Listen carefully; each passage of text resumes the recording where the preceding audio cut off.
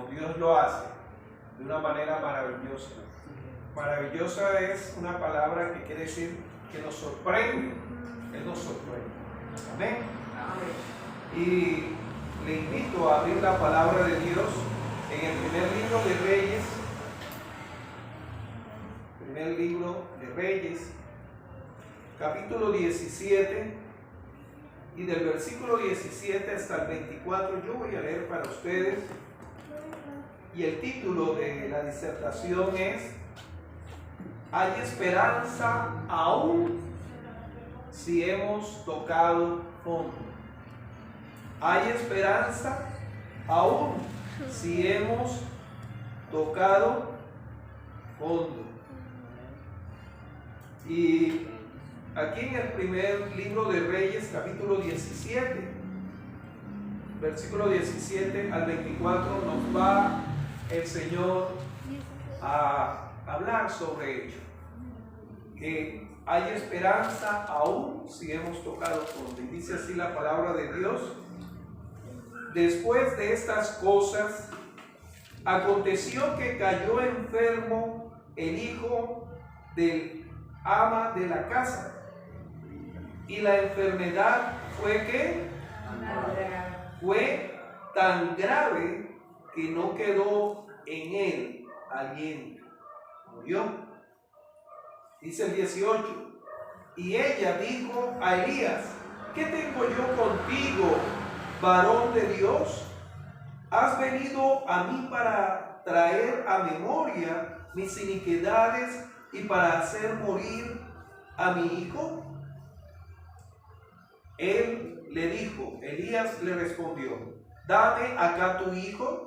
Entonces él, Elías, lo tomó de su regazo y lo llevó al aposento donde él estaba, y lo puso sobre su cama, y clamando ¿a quién? A Jehová, dijo: Jehová Dios mío, aún a la viuda en cuya casa estoy hospedado, ¿has afligido haciéndole morir su hijo? Y se tendió sobre el niño 3 veces, y clamó a Jehová y dijo: Jehová, Dios mío, te ruego que hagas volver el alma de este niño a él. Y Jehová oyó la voz de ¿quién? Dios está dispuesto a oír la voz también de usted. La voz de Elías. Y el alma del niño volvió a él y revivió, resucitó. Tomando luego Elías al niño, lo trajo del aposento a la casa y lo dio a su madre, y le dijo Elías, mira, tu hijo vive. Entonces la mujer dijo a Elías: ahora conozco que tú eres varón de Dios, y que la palabra de Jehová es verdad en tu boca. Tremendo, ¿no? Tremendo. Hay esperanza aún si hemos tocado fondo.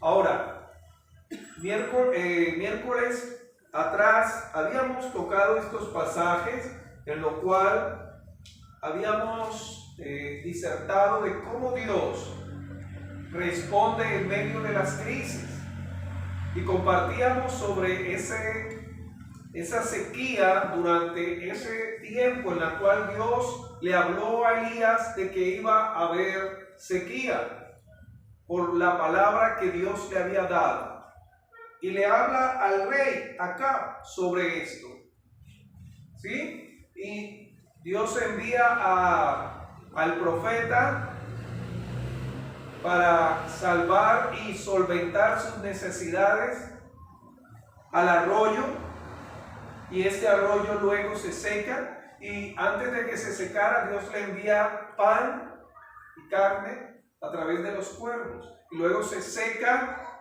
el arroyo y lo envía a donde esta viuda, y dice la escritura que Dios obra de manera sorprendente. y lo envía a personas que están en peores condiciones nuestras, cosa que los economistas nunca van a recomendar eso. Nunca van a recomendar pasar de lo malo a lo peor, de Guatemala a Guatapeor, como dirían algunos. ¿Sí? No, buscar mejorar, o una persona que te pueda recomendar o apoyar. Y dice la Escritura que Dios lo envía a una mujer que estaba en una condición extrema. Le había afectado igualmente la sequía y tenía ¿qué? Tenía harina y tenía aceite. Poco aceite, un puñado dice. Y recogían 2 varas para preparar y luego dejarse morir. Es decir, ella estaba en una situación deplorable, difícil, frente a la situación del profeta. Y allá Dios envía al profeta y le dice, dame de beber agua, y luego le dice, prepárame algo de comer, a mí primero. Y esta mujer, cuando le relata su condición, oye, ¿cómo me pides a mí? Solamente tengo esto. Y él dice, lo que Dios promete no mengua ni escasea. ¿Sí? No mengua ni escasea. Hasta que Dios haga llover, hasta que Dios traiga respuesta, solución frente a esa crisis.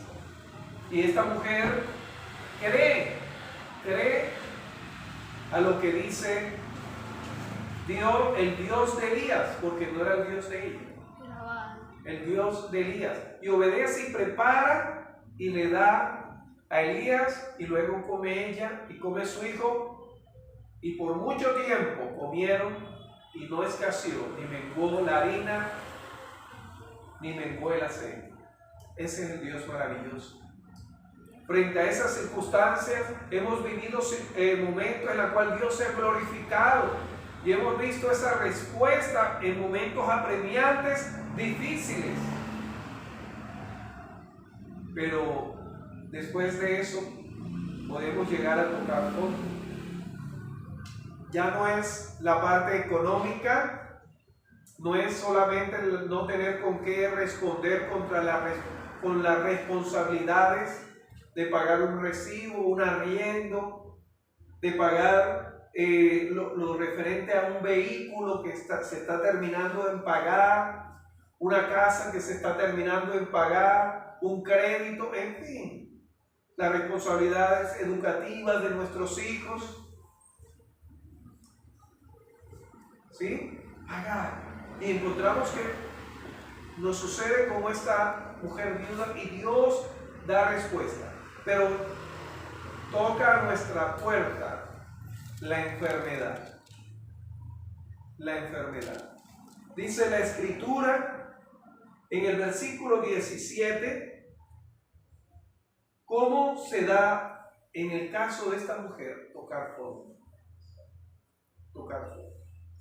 Y dice, después de estas cosas, es decir, de Dios responder de manera milagrosa para alimentar a esta mujer, a su hijo y al profeta, se viene algo peor, complicado, ¿sí? Incluso que esto hasta toma por sorpresa a Elías también. Dice el versículo 17, después de estas cosas, aconteció que cayó enfermo el hijo del ama de la casa, de la viuda. Y dice que cómo usted enfrenta la enfermedad de un ser querido. ¿Sí? Ahora, podemos enfrentar un resfriado, ¿sí? Un dolor de cabeza, un machucón, una caída, una laceración, pero dice aquí una enfermedad. Ahora, luego que nos habla, ninguno de nosotros nos gusta ver a un familiar, y más si es un hijo, una hija, la esposa, enfermos. Nos gusta verlos ahí postrados en una cama o en un hospital o una clínica, en fin. si es nuestro nieto, nuestro hijo, nos gusta vernos correr, nuestra hija, correr, en fin, la edad que tenga, estudiar, pero no en una condición de esa. Pero de igual manera, tocar fondo no es solamente una enfermedad, sino qué tipo de enfermedad. Dice en la última parte del versículo 17, y la enfermedad fue tan grave, una enfermedad que lo va a llevar a la muerte, a la muerte. Y no era cualquier persona, era el hijo de esa mujer, viuda, o sea, ella iba a quedar ¿cómo? Sola.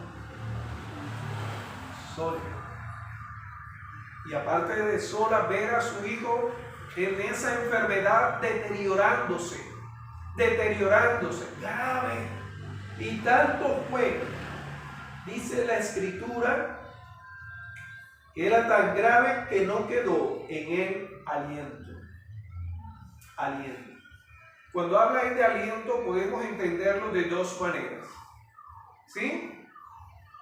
Primero, que estaba tan débil que ya no podía disponer. Y la otra habla de hálito, de algo. Ya su alma ya no estaba en su cuerpo.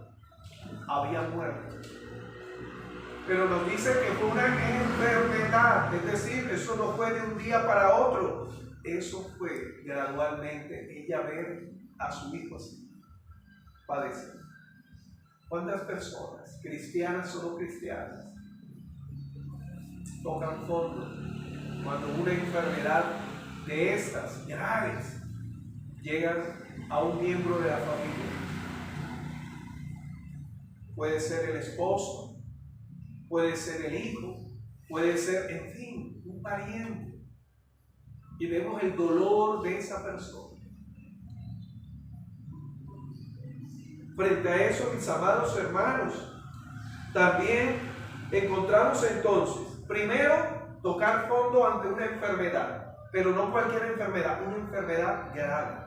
Y segundo, tocar fondo ante la muerte, ver deteriorándose y luego morir a esa persona. Morir. Ahora, ¿cuál es la respuesta de nosotros cuando tocamos fondo? La respuesta para esta mujer fue la siguiente, dice el versículo 18. Y ella dijo a Elías: ¿qué tengo yo contigo, varón de Dios? Imagínense. Varón de Dios, ¿has venido a mí para traer a memoria mis iniquidades y para hacer morir a mi hijo?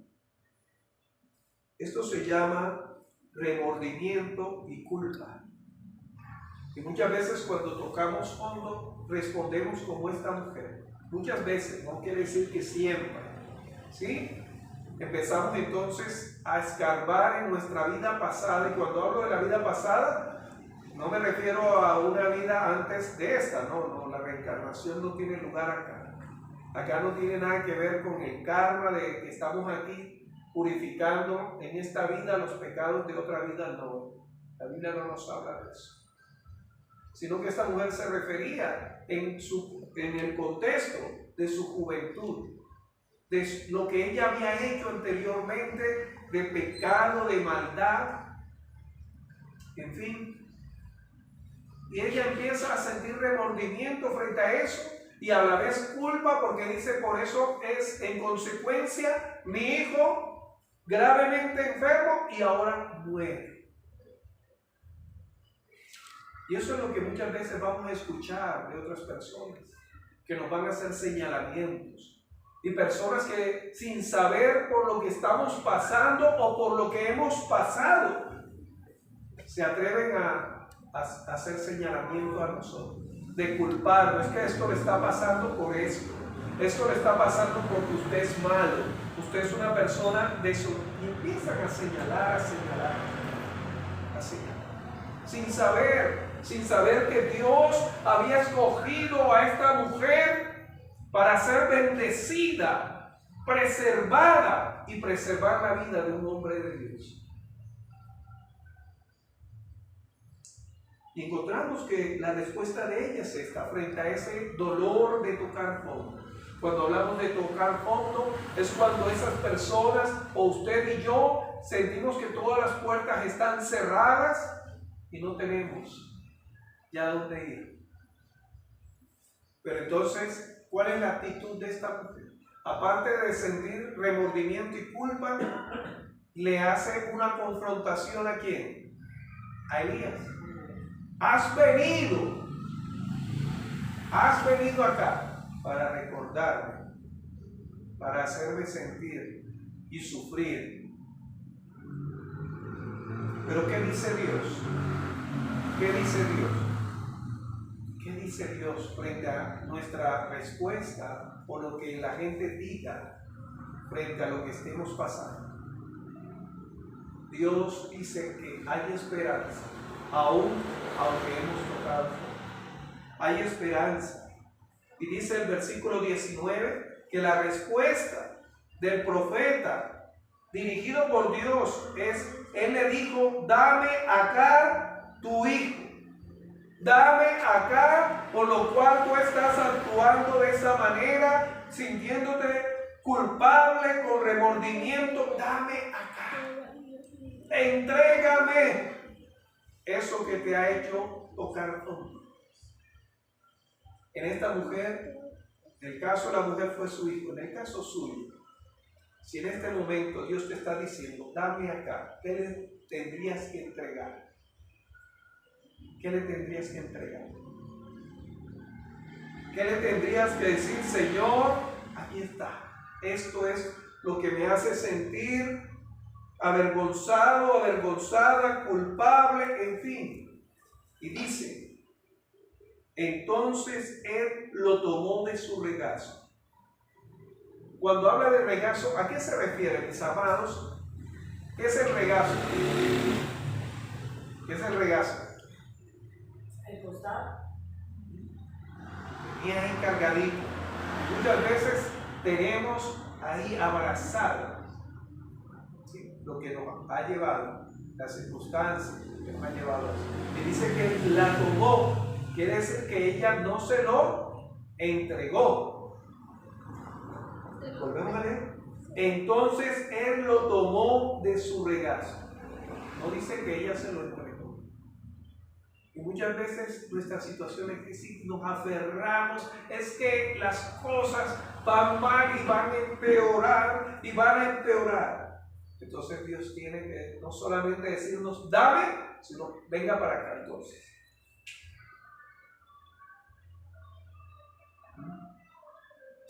Y lo toma el Señor, porque no lo queremos entregar.